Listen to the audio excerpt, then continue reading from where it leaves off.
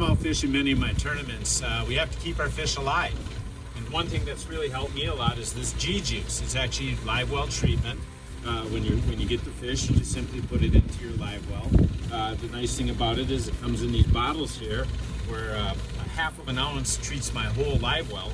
This thing here, I can simply fill up this little part here, and then I can dump it in every once in a while. And it does a really good job of keeping those fish alive. But I know a lot of people don't have to keep their fish alive for tournaments. You're just out fishing, so you think, well, why would I need G-Juice?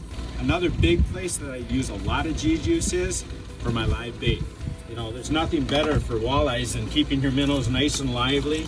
Look at them big old chubs nice and wiggling around there. So what I do is I keep my water nice and cool. Of course, I keep an aerator on it. But again, I just add a little bit of this G-Juice to it, and it seems to keep those minnows lively, keeps the ick off of them, keep them from getting any diseases. It keeps them really, really lively to get me more bites.